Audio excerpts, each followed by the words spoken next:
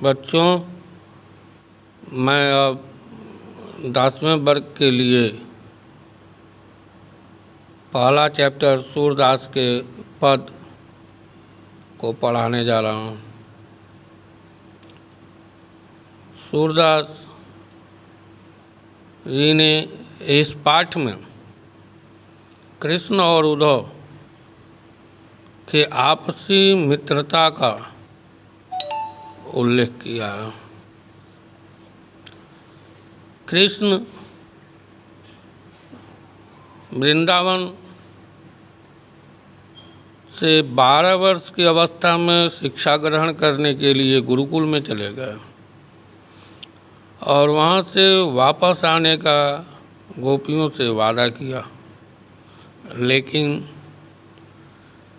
वे वापस नहीं आए बल्कि सीधे कंस को मारकर द्वारिका के राजा बन गए।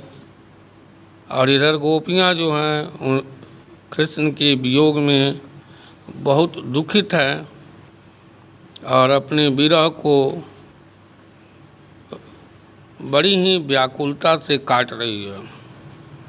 इसी समय कृष्ण के मित्र उद्धव कृष्ण का संदेश लेकर वृंदावन आते हैं और वहाँ उदास गोपियों को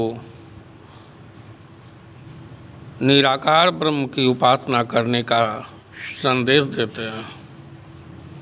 उनका कहना है कि आदि सर्वशक्तिमान ईश्वर की आराधना करने और उनसे प्रेम करने की शिक्षा कृष्ण ने आप लोगों के लिए भेजा है।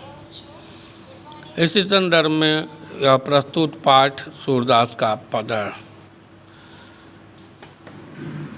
उद्धव, तुम हो अति बड़ भागे। देखिए, जब उद्धव कहते हैं कि कृष्ण ने तुम्हें निराकार ईश्वर की उपासना करने का संदेश भेजा है, तो गोपियाँ क्या कह रही है? कहती है, उद्धव तुम हो अति बड़ी भागी। ऐ उद्धव, तुम बड़े ही भाग्यशाली हो। वास्तव में बड़भागी कहने का अर्थ गोपियों का है कि तुम बड़े ही अभागे हो, भाग्यहीन हो। आगे कहती है, क्यों बताती है ऐसा? अपरस रहत स्नेह तगाते। तुम निश्चित रूप से स्नेह के बंधन के नज़दीक रहकर भी उससे अपरस हो, अर्थात उससे अलग हो, उससे स्पर्श नहीं हुआ तुम्हारा। नाहिन मन अनुरागी, तुम्हारा मन कृष्ण की इस अनुराग में, इस प्रेम में कभी जुड़ा ही नहीं, कभी डूबा ही नहीं। आगे कहती है, पुरैन पात रहत जल भीतर। जिस तरह जल में रहने वाला एक पौधा, पुरैन का पत्ता, जल के साथ रहकर भी जल के प्रभाव से वंचित रहता है, वैसे ही तुम जो है कृष्ण के साथ रहकर कृष्ण से वंचित हो। तारस दे न दागी, वो पुरैन का पत्ता जल के प्रभाव से वंचित है, वैसे तुम ही हो। ज्यों जल माह तेल की गागरी, बूंद न ताको लागी।